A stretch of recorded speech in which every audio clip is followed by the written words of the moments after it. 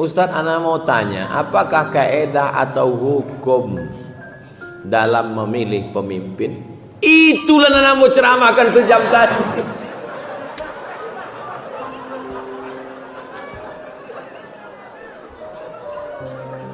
Tambah panjang kepalamu. Kamu pacah lo sekali lagi ya. Orang minum khamar, orang bajua khamar, orang membuat diskotik, prostitusi, LGBT, di taman-taman orang pacaran, indak bisa, indak selesai dek fatwa, indak selesai dek ceramah, dan bisa melakukan nahi mungkar itu adalah pemimpin. Maka mendudukkan orang dan mau bernahi mungkar hukumnya wah. Itulah yang mau jadikan sejam tadi. Iko ditulis sebelum membuat ceramah. Iko sebenarnya cara supaya lebih menekan. Mau tahu cara orang begitu.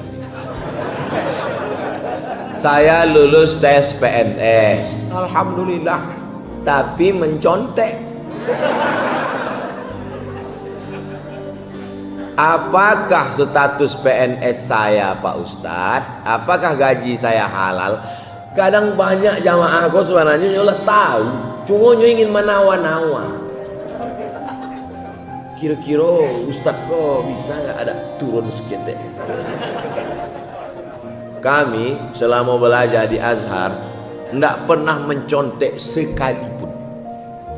Di Azhar kami tidak pernah mencontek sekalipun, tak pernah mencontek. Hebat takwa Pak Ustadz. Takwa Ustaz, takut pada Allah Ta'ala. Sistemnya ketat.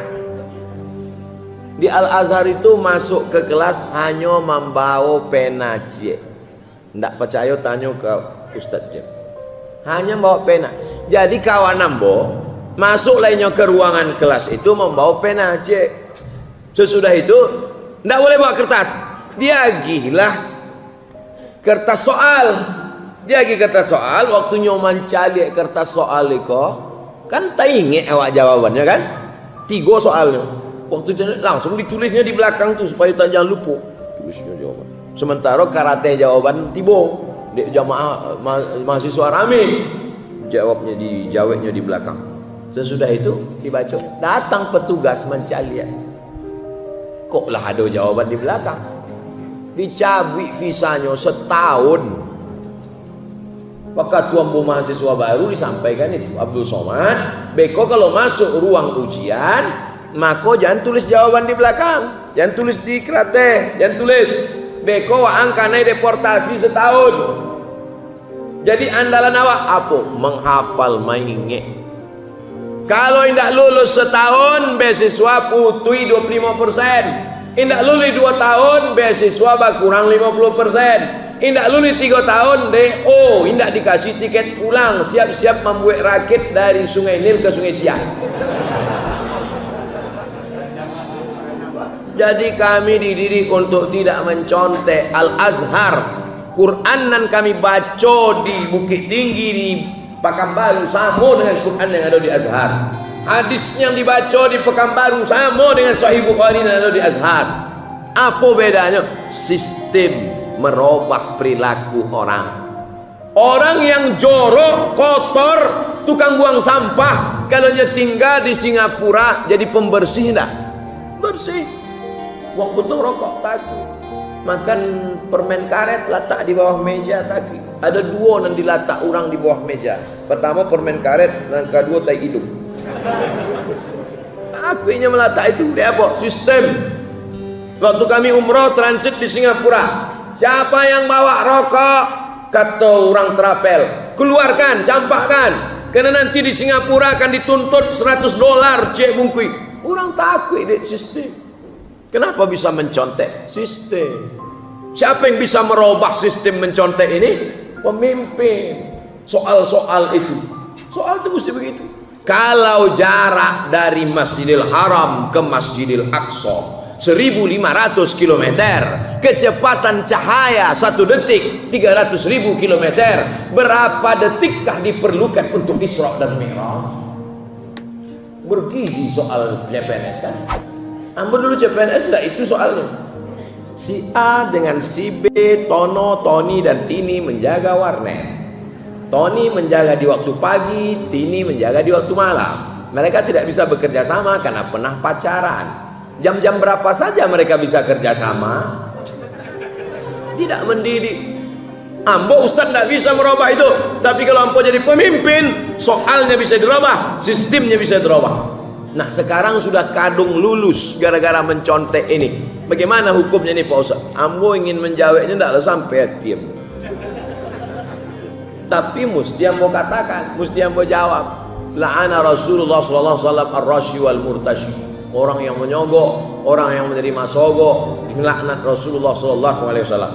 Kalau pendapat ulama-ulama muktabar berdasarkan hadis man ghasyana falaysa minna. Siapa yang menipu kami bukan golongan kami. Mencontek bagian dari menipu. Haram hukumnya. Oleh sebab itu kalau tapi tanya juga ustaz lain. Tanya ustaz lain, mungkin ustaz lain kalau menurut saya karena darurat.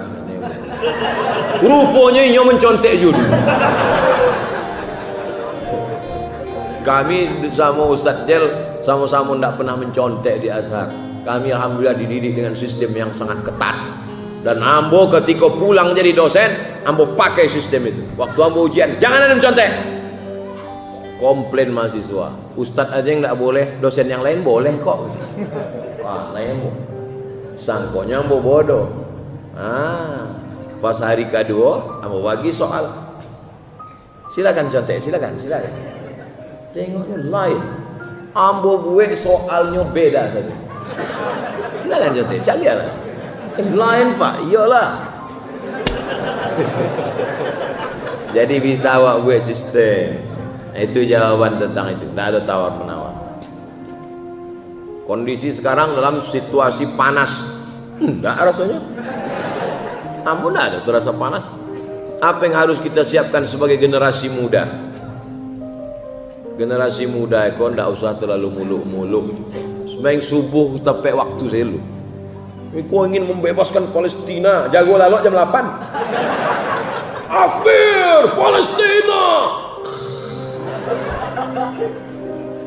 Akidahnya mesti benar, ibadahnya mesti betul, akhlaknya mesti baik. 3 saja anak muda.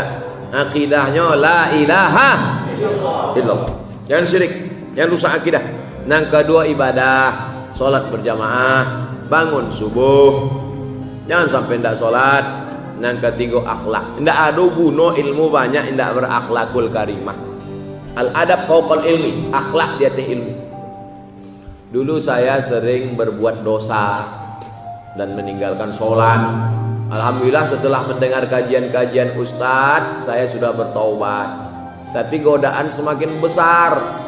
Sekali-kali saya khilaf dan melakukan dosa. Apa itu tanda dosa saya belum diterima, doa saya belum diterima Allah Pak Ustadz? Nyon tak jaleh tak dosa apa. Ambo kalau pertanyaannya jaleh, ambo jawab jaleh. Kalau ndak jaleh, ambo jawab indak jaleh. Jadi kalau dosanya misalnya sabu-sabu, nah itu bisa mau daftarkan ke BNN insyaallah. Coba jalehkan dosanya apa? Dosa ambo menipu orang buya, bisa ambo jalehkan. Dosa ambo pacaran, nikah, ndak ada solusi.